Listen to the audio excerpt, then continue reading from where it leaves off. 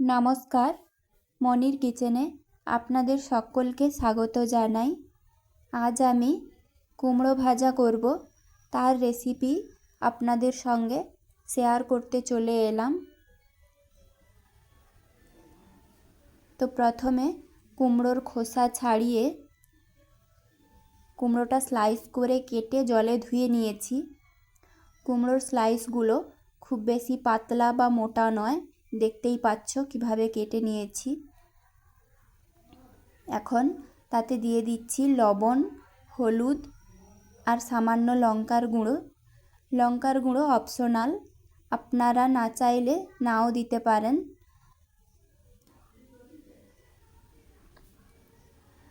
এখন কুমড়োটা বেশ ভালোভাবে আমি মাখিয়ে নিচ্ছি।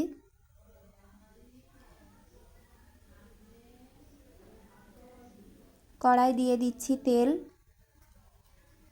তেল গরম হয়ে গেছে। এখন গরম তেলের মধ্যে কুমড়োর স্লাইসগুলো এক এক করে দিয়ে দিচ্ছি।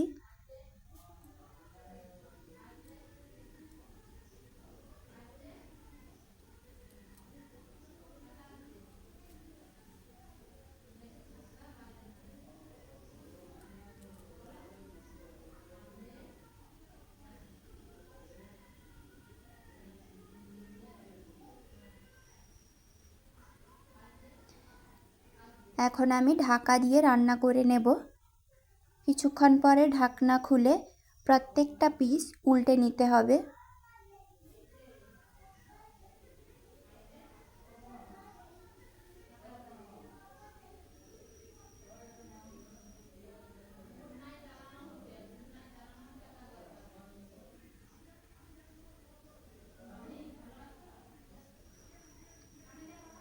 বন্ধুরা, আমার ভিডিও আপনাদের ভালো লাগলে লাইক, কমেন্ট, শেয়ার আর অবশ্যই চ্যানেলটি সাবস্ক্রাইব করে আমার পাশে থাকবেন।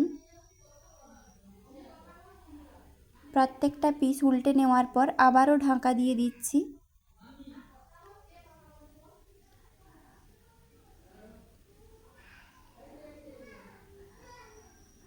ঢাকনা খুলে আবারও উল্টে নেব।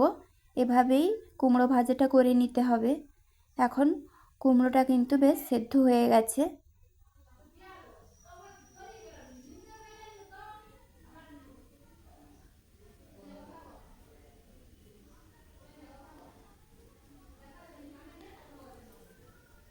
কুমড়োটা খুব সুন্দরভাবে সেদ্ধ হয়ে গেছে। এখন কুমড়োর দুই দিক লাল লাল করে ভেজে নিতে হবে।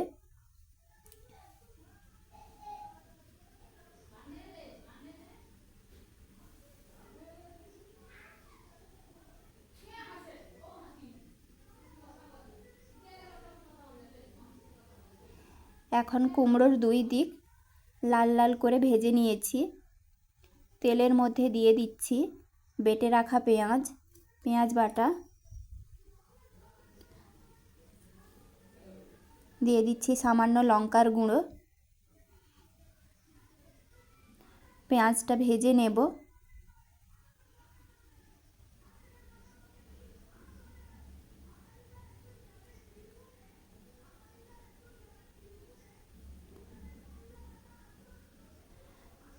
পেঁয়াজটা এখন ভাজা হয়ে গেছে।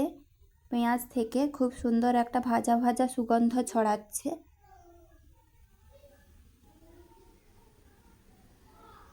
আর খুব বেশি ভাজবো না, তাহলে পেঁয়াজটা কালো হয়ে যাবে, পুড়ে যাবে। এখন আমি পেঁয়াজটা কুমড়োর সঙ্গে মিক্স করে নিচ্ছি। কুমড়ো ভাজা রেডি। এখন আমি কুমড়ো ভাজাটা নামিয়ে নেব কড়া থেকে। এই হলো গরম গরম কুমড়ো ভাজার ফাইনাল লুক।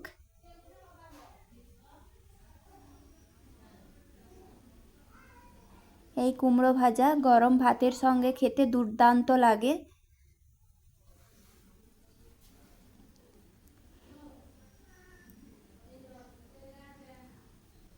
কুমড়ো ভাজাটা দেখতেও কিন্তু দারুণ হয়েছে, খেতেও বেশ ভালো হয়েছে। ভিডিওটি শেষ অবধি দেখার জন্য ধন্যবাদ। ভালো থাকবেন, সুস্থ থাকবেন সবাই।